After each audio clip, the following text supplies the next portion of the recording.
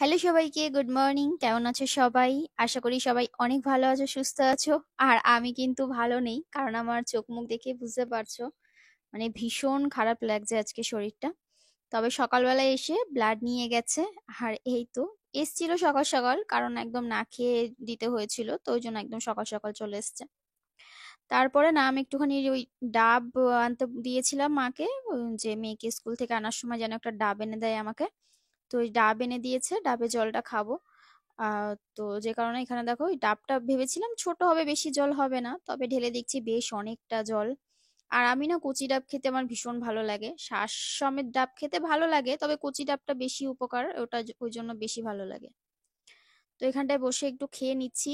নিজের এখন আর কোনো যত্নই করতে পারছি না, আর সত্যি কথা বলতে ভীষণ শরীরটা উইক লাগছে।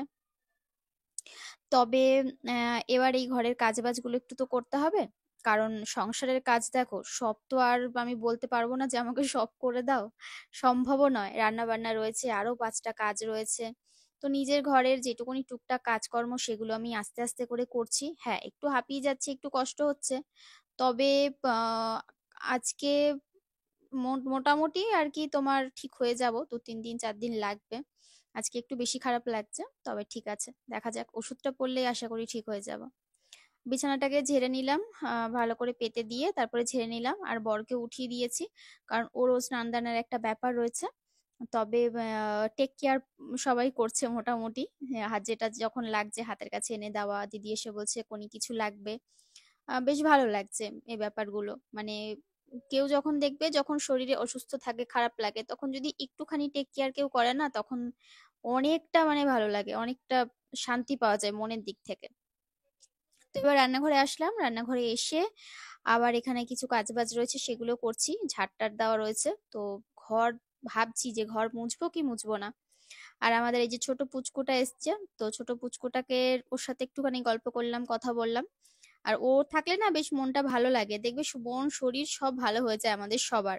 কারণ আমরা প্রত্যেকেই ওকে ভীষণ ভালোবাসি, আর এখন আপাতত বাড়িতে ছোট পুচকু বলতে ও একাই। তো ভালোবাসাটা স্বাভাবিক, ও একটু বেশিই পাবে, আর ছোটরা ভালোবাসা সব থেকে বেশি পায়।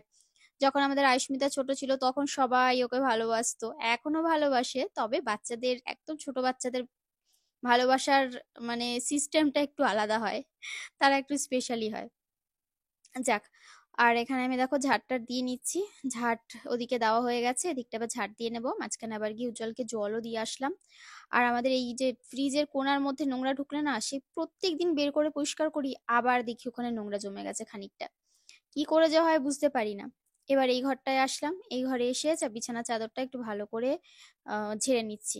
আর এই পাশগুলো খুলে গেছে, সেগুলোকে একটুখানি ঠিকঠাক করে নিচ্ছি। আর ঝেড়ে দিয়ে তারপরে ঘর থেকে বেরিয়ে যাব, ঘরটা একটু ঝাড় দিয়ে নেব। আর ওই যে চাদর টাদর গুলো আগের দিন কেচে দিয়েছিলাম, তো আজকে আর কাচবো না, কারণ ওগুলোকে আবার না ভাঁজ করতে হবে, অনেক জামা কাপড় জমে রয়েছে।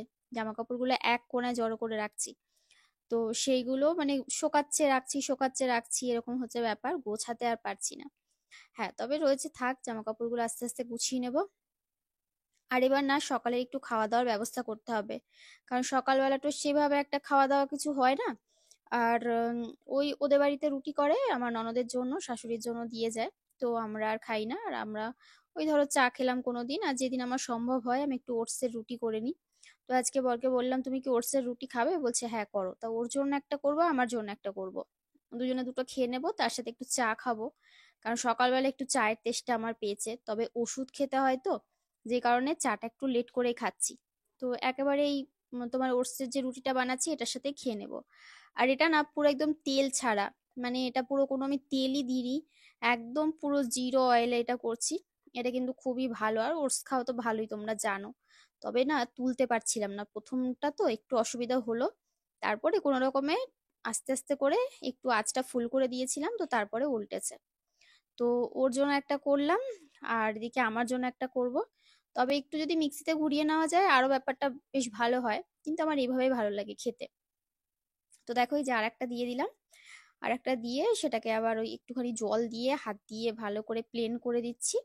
ব্যাস, এইভাবে দিলে বেশ ভালো, মানে পেতেও যায়, আর রুটিটা দেখতেও ভালো লাগে। আর এর মধ্যে না পেঁয়াজ দিয়েছি, তোমার একটু লঙ্কা দিলাম, একটু টমেটো দিলাম। ব্যাস, ওই সবজি টবজি যা যা থাকে ঘরে সেগুলোই আর কি দিই। আর এই যে চা করে নিলাম, বর বললো আমাকে একটু চা দিও। তো চা, তার সাথে ওই ওটসের রুটি আর একটা দুটো বিস্কুট নিয়ে নেব। ব্যাস এই হচ্ছে সকালের খাওয়া দাওয়া, কারণ সকালবেলা খালি পেটে থাকলে মাথা টাথা ঘোরানো শুরু করবে। তো তার জন্য ও আমাকে বকা দিল যে যাও খাবার বানাও। তো আমি বললাম কি খাবে, ওটসের রুটি খাবে, বলছে যে হ্যাঁ। তো বানানো হয়ে গেছে, চলো লাইটটা অফ করে এবার যাবো ঘরে, গিয়ে খাওয়া দাওয়া সেরে নিই। তো এখানে আমাদের যে পুচকুমাটা আবার এসছে, ওকে বললাম তুই কি খাবি? তো বলছে যে হ্যাঁ খাবো। তো আর এখানে আবার কোয়েল এসছে, ও যেখানে সেখানে সবাই আমরা একসাথেই থাকবো। তারপরে দিদির ক্লিপ গার্ডার সব টেনে বের করেছে মাথার মধ্যে, আবার দেখো কতগুলো ক্লিপ দিয়েছে একা একা। আর এখানে আবার মেয়ে আবার এসে খুলে নিয়েছে, খুলতে চাইছিল খুলতে পারছিল না, তাই আমি বললাম যে খুলে নে। যেই খুলে নিয়েছে সে আবার দাও তাকে, আবার পরবে মাথায়। ও যে কি সাজুনি জানো না, লিপস্টিক পরতে ইচ্ছা করে, তার নেল পালিশ পরলে হাতে গিয়ে দেবে যে আমাকে পরিয়ে দাও। তারপরে আমি ওই ঘরে খাওয়া দাওয়া করে একটু টুকটাক কাজ সেগুলো করলাম, তারপরে আবার দেখছি মাথা ঘোরা স্টার্ট হয়েছে। আমি না আবার এখানে বসেছিলাম, তো দিদি আবার লেবু রস করে দিল, সকালবেলা লেবু আনিয়েছিলাম। তো আমি বললাম তোমরাও খাও। তো দিদি বললো যে আমি করে দিই, দাও। আমি বললাম ঠিক আছে তাহলে তোমরাও খাও, আমাকে একটু দাও করে।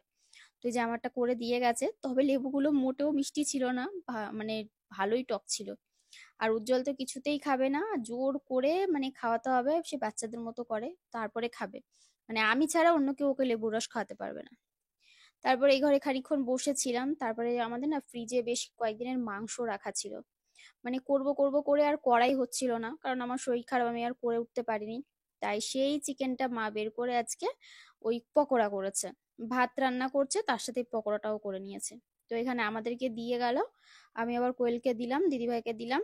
আর ওদিকে অদ্রিকা আর মেয়ে খেলা করছে, তার সাথে খাচ্ছে।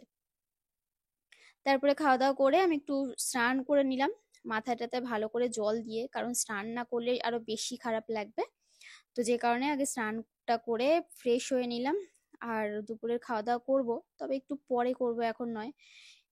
একটু আগে বসে নিই, তারপরে ওর যদি খিদে পায় দেখি ওকে খেতে দিয়ে দেবো।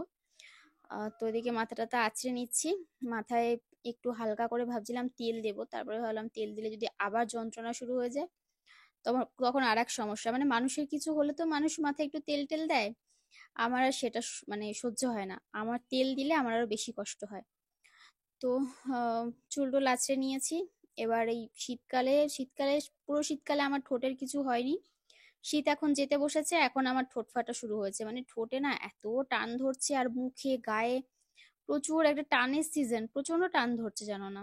এখন গা হাত পায়ে কিছু না মাখলে মনে হবে যেটা কেমন একটা লাগবে, পুরো শীতে না মাখলে আমার চলবে, এই সময়টা আমার মাখতেই হবে। তারপরে রান্নাঘরে আসলাম, বেশ খানিকক্ষণ পর কি রান্না হয়েছে আমি দেখবো বলে তোমাদেরকেও দেখাবো একটু, তারপরে উজ্জ্বলকে খেতেও দেবো। এখানে আজকে মা রান্না করেছে তোমার ওই লাউ শাক, গাছের লাউ শাক। আর তার সাথে না আমি বাজার থেকে এনেছিলাম এই যে এই মাছটা। ও তার আগে দেখো এখানে খানিকটা পকোড়া রয়েছে, আর হচ্ছে নিম পাতা ভাজা। নিম পাতা ভাজা যদিও খাওয়া হয়ে গেছে ওদের, তো একটুখানি রয়েছে। আর এইটা হচ্ছে তোমার মাছ, এটা হচ্ছে তোমার কি মাছ বলে এটাকে, এই মাছটা এনেছিলাম। মাছটা এত নরম খেতে আর এত ভালো না, পুরো একদম সেই জ্যান্ত মাছ এগুলো, বলে গঙ্গার সেই মাটির মধ্যে ঢুকে থাকে, পুরো আঙুল দিয়ে টেনে টেনে বের করতে হয় নাকি এই মাছটা।